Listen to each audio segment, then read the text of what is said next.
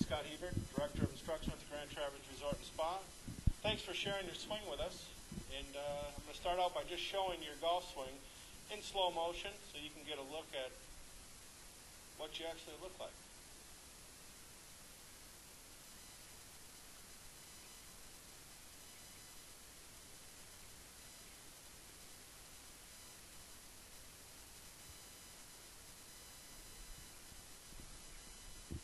Larry, I'd just like to make a few suggestions on your setup that's going to make a world of difference with your club direction going through.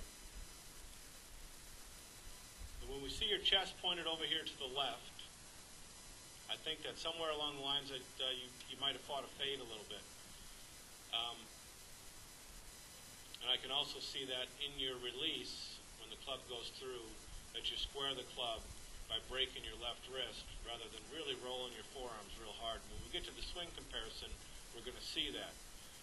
So everything that we're going to talk about is going to revolve around your past tendency to be a bit of a steep slicer.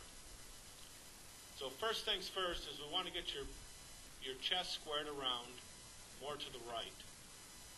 So your chest faces the golf ball rather than over to the left.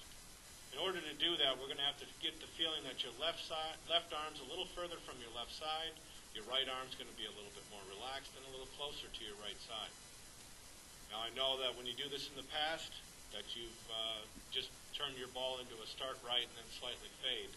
And not saying that we want to turn you into a drawer, but we're going to do some stuff to make your swing a little bit more like a drawer. So if we get your chest to square off, get your right arm to be a little bit more relaxed and behind it, we're going to set ourselves up for what I'd like to see you do in your backswing. And on your backswing, I'd like to see you free up your right hip and turn your lower body a little more to help supplement your upper body turn. Now, many people confuse this with trying to turn too much, and they have a tendency that they're going to lose control. So let's just take a look at some of the best in the world right next to yourself. And we're going to see, look at the difference in the lower body rotation of Ernie Els. Or if we look at the lower body rotation of Charles Howell.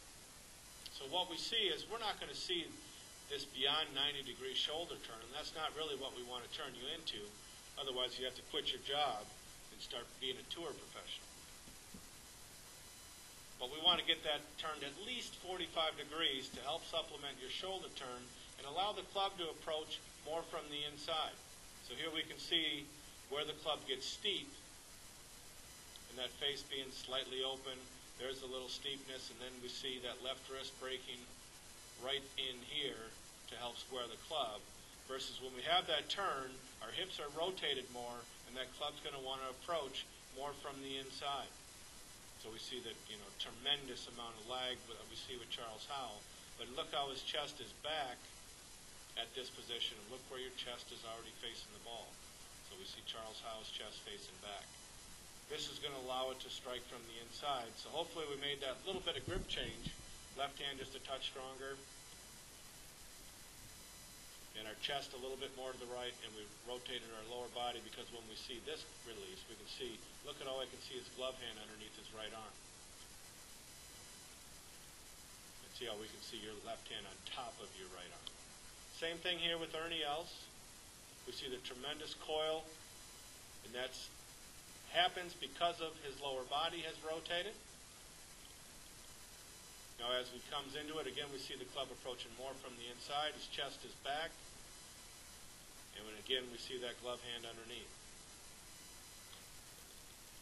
All in all, I like your swing, Larry. I think it's a nice move at the ball, but I think you're leaving some distance on the table. So let's try those two things tomorrow on the range. Let's get you to strengthen your grip just a touch. Get your left arm a little further away from your side, your right arm a little closer, and feel as if your chest points at the ball. Then on the backswing, our only thought's going to be we're just going to let that right hip rotate more. So let that right hip turn back. You're going to feel a little bit out of control, but I think what you'll find is that you're actually going to gain control of your ball, and we'll start to see a little bit more speed and a little bit more release. If you have any questions, please feel free to give us call right here at the Golf Academy, 6550, if you're staying with us. Or you can also look us up online at thegrandtraversresort.com and look us under the Golf Academy. Thanks, Larry. Enjoy your stay.